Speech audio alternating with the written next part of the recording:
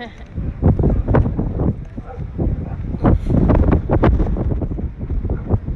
it fly well in this wind? Yeah, we'll find out. Okay.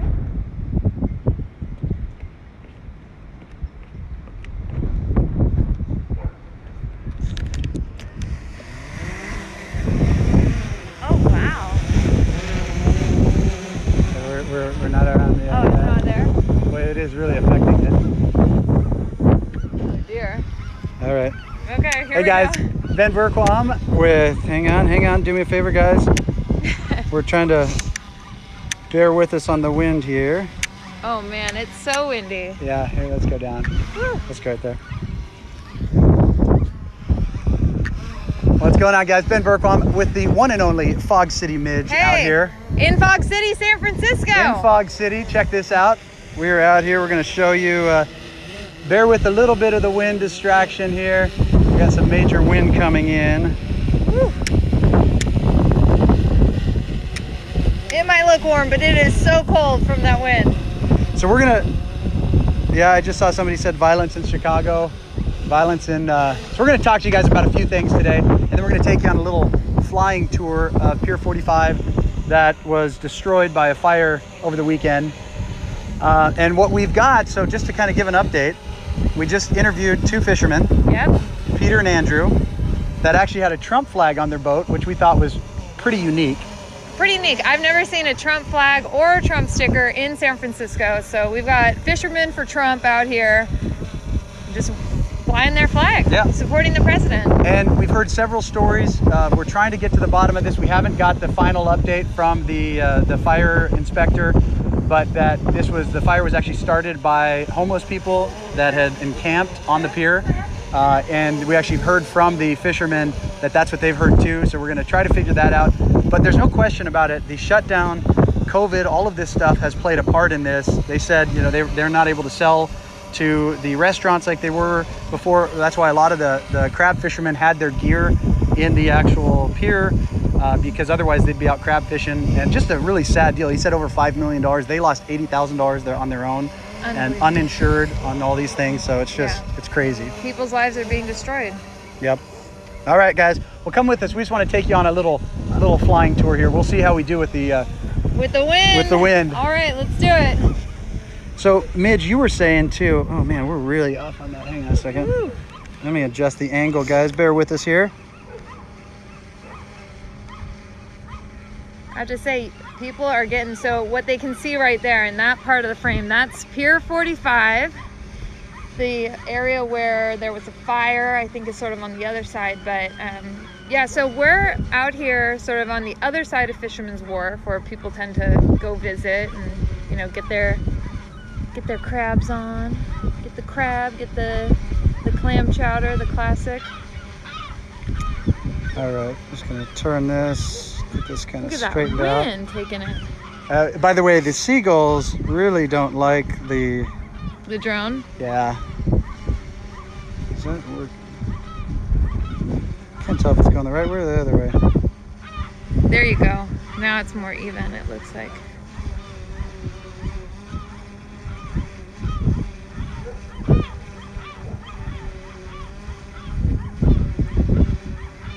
Cool. Thank you, Mark. I just saw, now it's getting worse. Boy, that is. I think just the wind is messing with it significantly. I'm gonna try to actually, hang on. It sounds good? Oh, good. Our sound quality is good. I'm Good. getting some thumbs up on the audio. Our horizon is just really. All right, we're gonna go before the. So this is Pier 45 out here, guys. Gosh, that's really frustrating. The seagulls are really not happy that we're out here. No, they're not. I'm gonna show you this.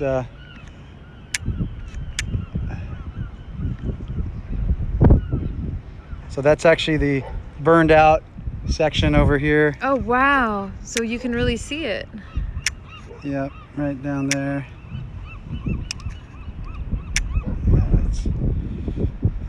Sorry guys, we're just having some major wind issues. I'll pull out over on this other Wow. side, and we'll come in from the other side. Oh my goodness, look at the destruction.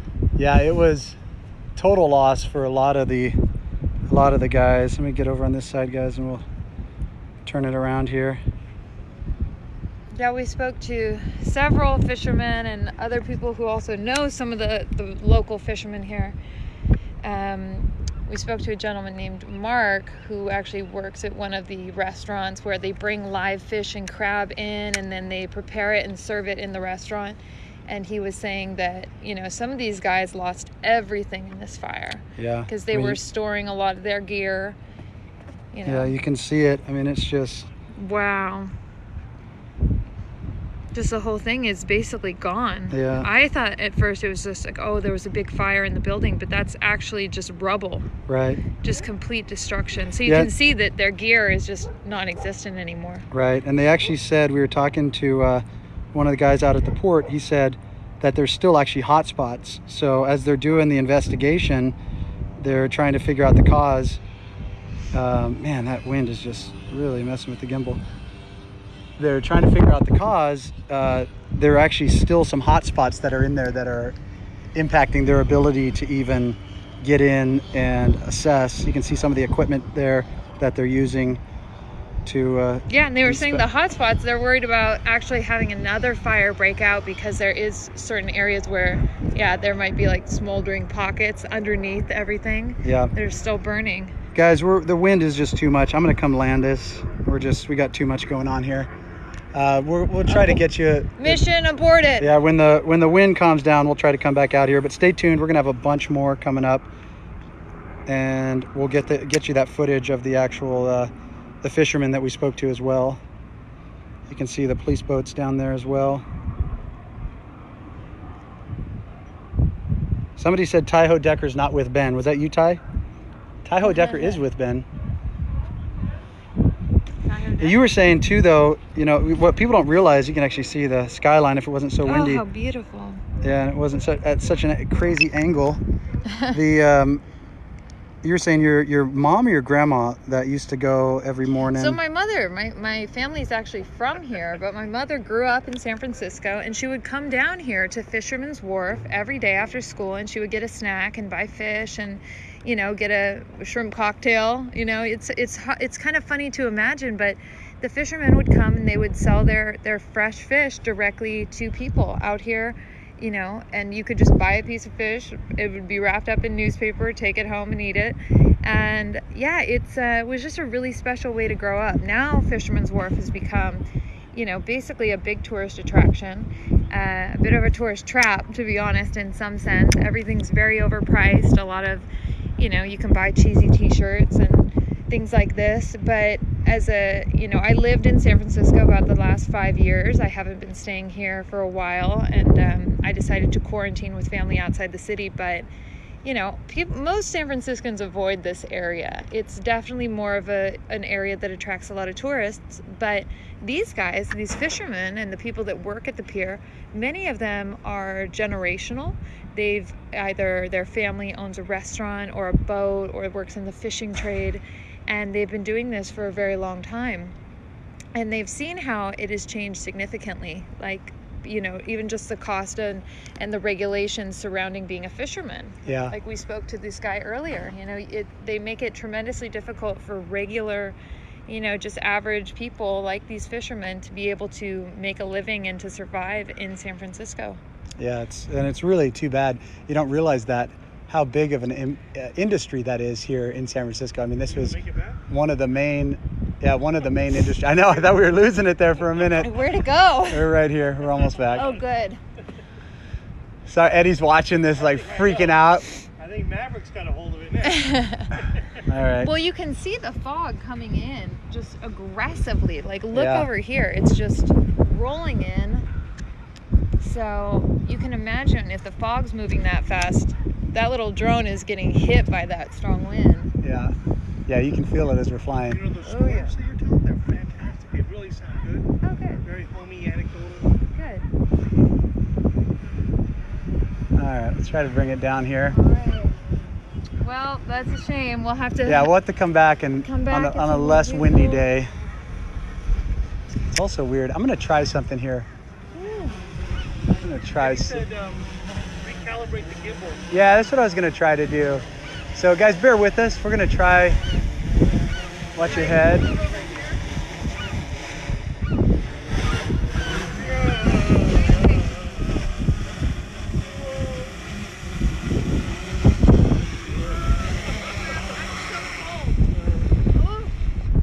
Okay, I'm gonna try something while we're on the ground. That was Fog's shoes, if you guys were wondering.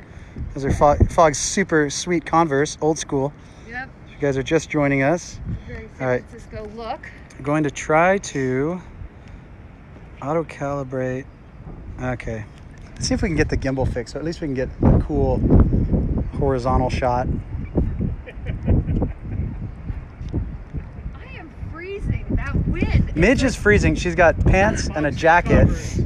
Yeah, Oh, but pants. I'm shivering. Yeah, George was cold too. See, we're still weird, man. I told him you gotta wear jeans and a jacket in San Francisco. Ooh.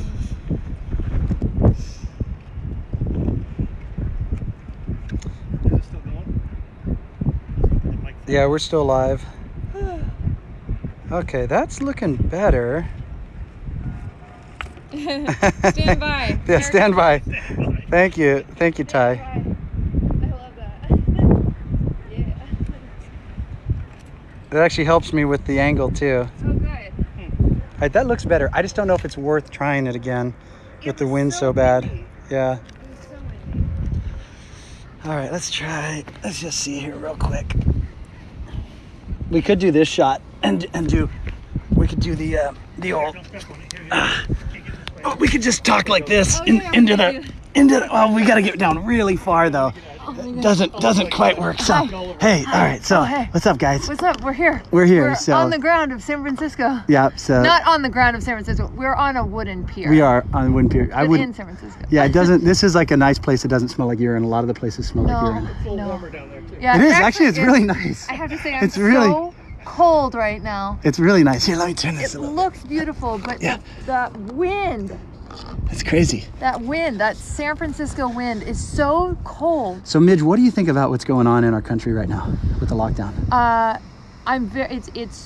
I'm very proud of the red states, and I'm very embarrassed by the way that the blue states have been handling it. And it has been that clear Yeah. that Democrat-run cities and states have handled this in a very alarming way, and it just shows that red states are handling this a lot better. When if you look at the number of deaths, Yep. and this goes back to, this is one of those reasons why you guys, thanks for joining us. This is Ben Bergquam with America's Voice News and Fog City Midge, hanging out on the pier, on the warm pier On the warm in San pier. Francisco, Behind Fisherman's Wharf. behind Fisherman's Wharf. It goes back to liberal policies. Yeah. High density, where most of the deaths have occurred, where most of the infections have occurred, are in high density corridors where they use public transportation, where it's very hard to stay sanitary. The places that are doing the best are rural areas, the same places that the left doesn't want us to be able to live anymore. Yeah. And it's just, it's a perfect illustration. If people would wake up and realize that this is a great illustration for why liberal policies don't work. I mean, and even if you look at the George, the murder, or the George Floyd. George Floyd out of Minneapolis. Minneapolis. Yeah. That is a great example too. Now the mayor's coming out and saying it's all racism and all this, and it's terrible. It's a tragedy. But Democrats have run that city for 50 years. Yeah. It's been their policies, in effect, that have kept people like that, poor, and he wasn't. He seemed like a normal, decent guy. Some of the videos I saw from him. So it's just, I don't know it's just enough unfortunate. about the I don't story. either. All I know either. is I watched part of that video. It's it tragic. was really tragic, and it seems like they need to do a full investigation and get to the bottom of it and serve justice. People need to also not let themselves be pushed to a state of emotion because of what the media is telling them. Right, you and that's the unfortunate thing. Yeah, it is. We're the reaction. There's no question about it. Oh, that's interesting what the camera's doing. By the way, guys, this is all for science. research. We're The doing a camera, study we're doing here a study of on the the gimbal. ground. And it's not holding, even without wind. There's something weird going on with the gimbal right now. I know. Thank you for bearing with us. This Yeah. has been a lot of fun. Yeah. I All right, mean, guys, we we're wanted gonna to- wrap this up. Yeah. But we might come back to you if we can get this thing working. So stay tuned. Ben Bergquam, America's Voice News, and the one and only Fog City Midge, All right. Maggie Vandenberg. Stay tuned, guys. Yeah.